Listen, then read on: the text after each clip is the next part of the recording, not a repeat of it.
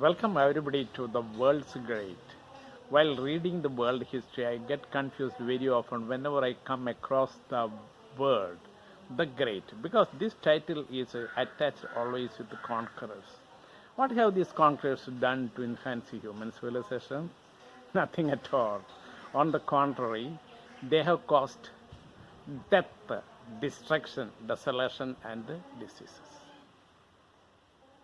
Now let us see how these greats, Alexander the Great, Genghis Khan the Great, Peter the Great, developed themselves.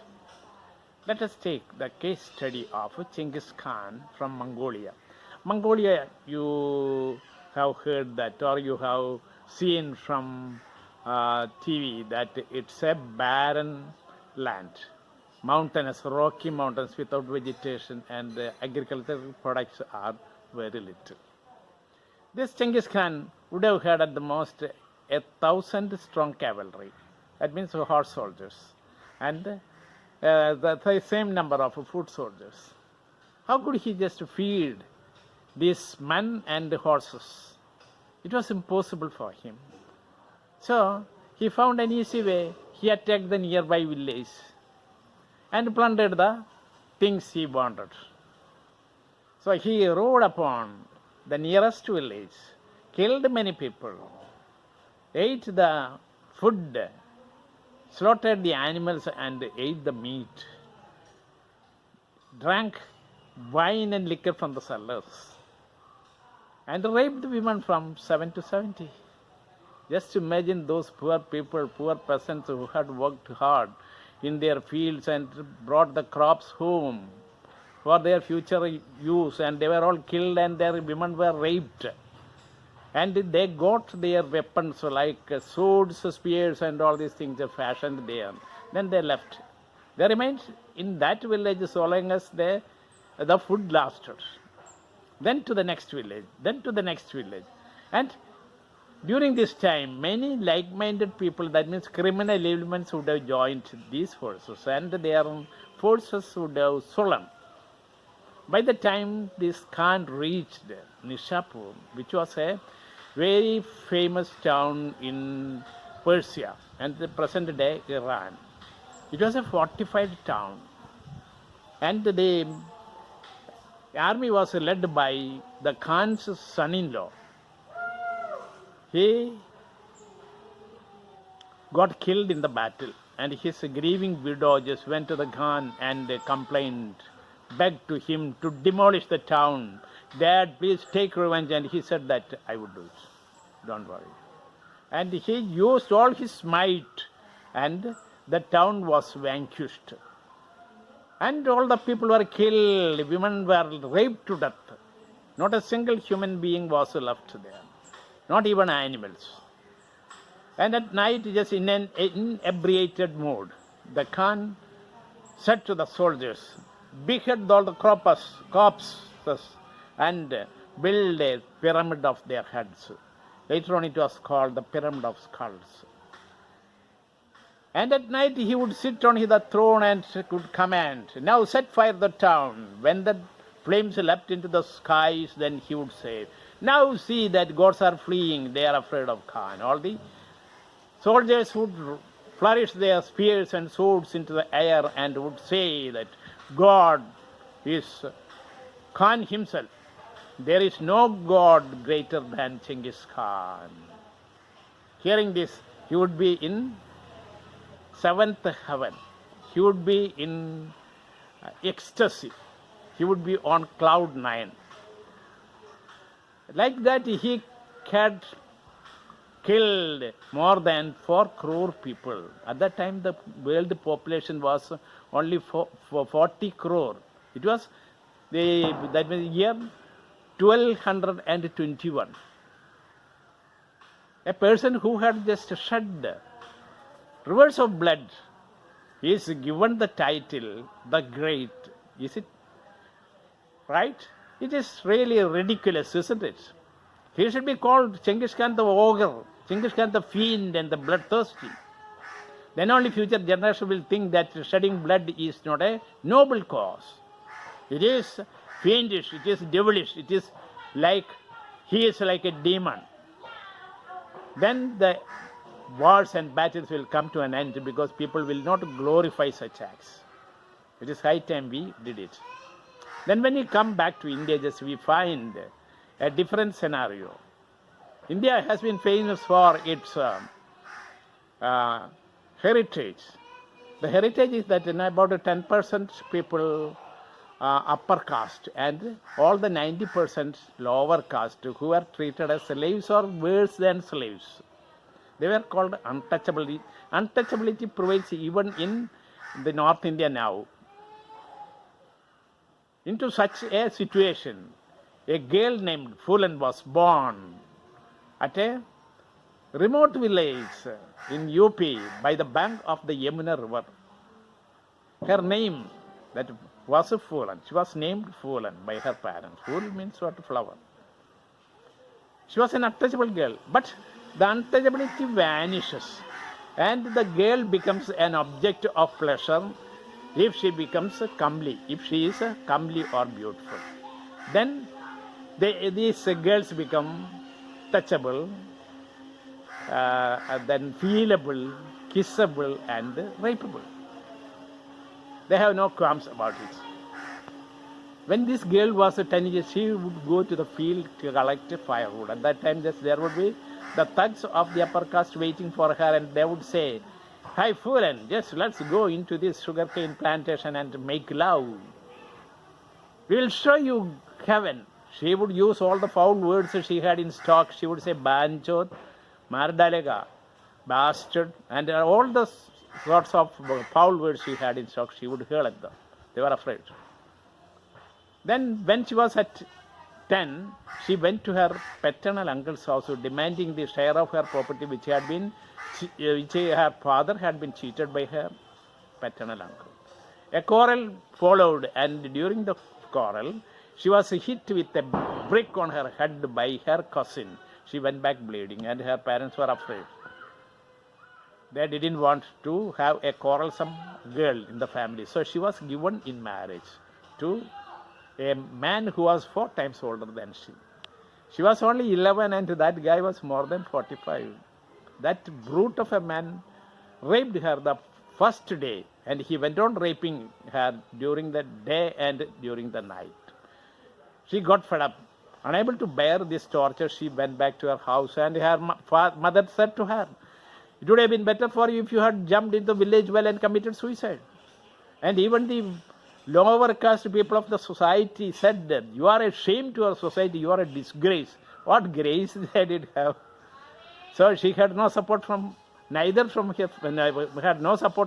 the family nor from the society.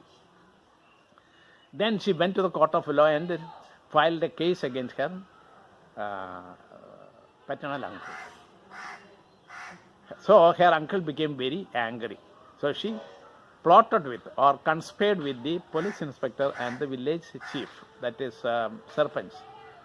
And thus he lodged a complaint with the police that Phulan had led a gang of dacoits to his house and looted all his property.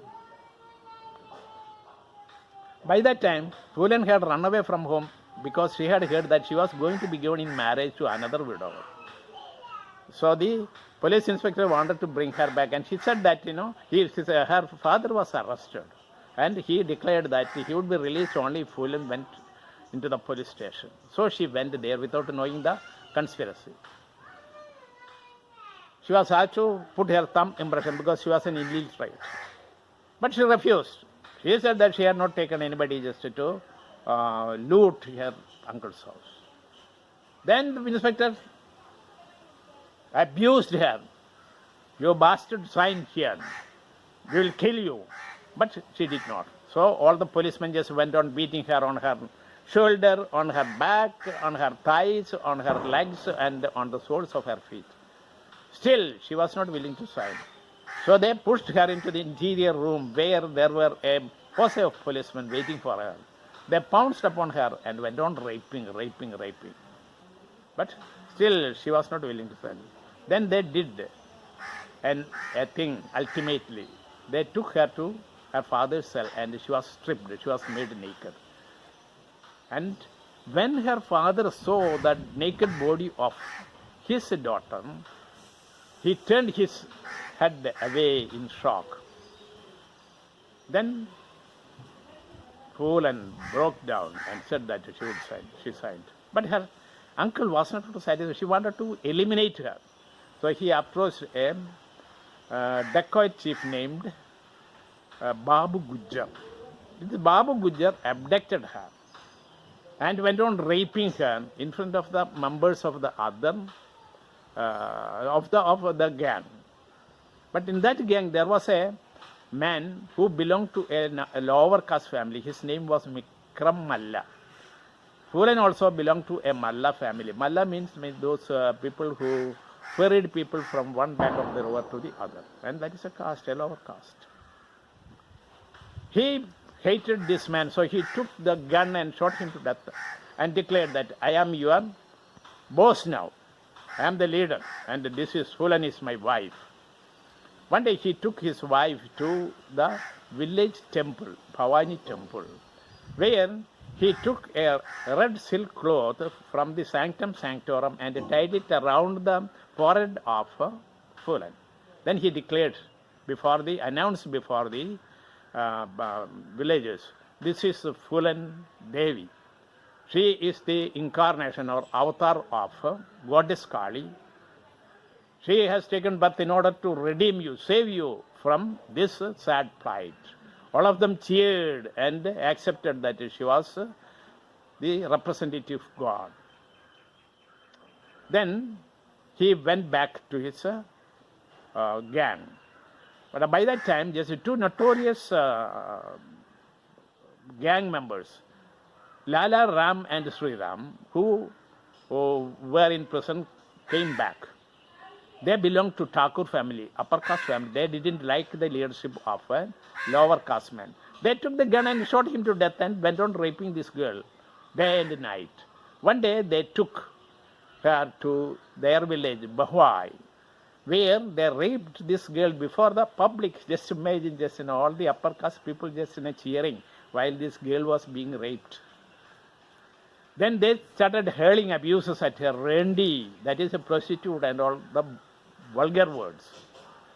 She had no other way except to obey to these people. Afterwards, she was stripped, made naked, and compelled her to draw water from the well hours on end. Then they took her back and went on raping her for 20 days.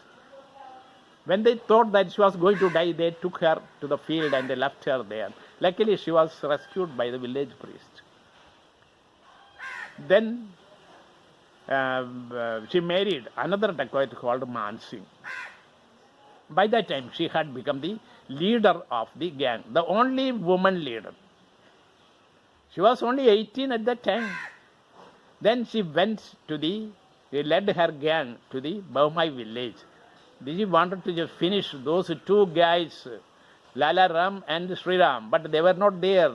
Anyway, she was not going to return without doing anything. She rounded up all the men of that village and made them stand near the well. She remembered her former husband's words. If you want to kill, don't kill a single person. If you kill a single person, you will become a murderer. And you will be given the hangman's rope, the noose. If you kill a large number of people at a time, then they will call you a daku, and even the police will be afraid of you. They will try to persuade you to surrender.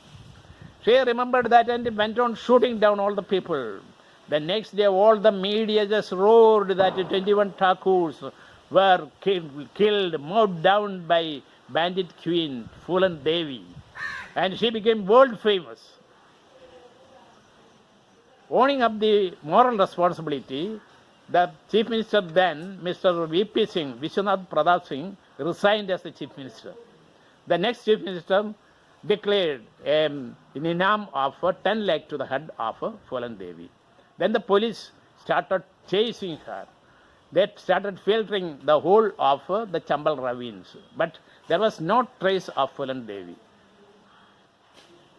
Then there was an offer from the then Prime Minister, Mrs. Gandhi, that those dacoits who surrendered to the police would be given fair treatment. So she decided that it was high time to surrender. She was only 20 at that time. But she made her own condition that she would not be given death punishment. No member of gang would be given imprisonment more than 8 years.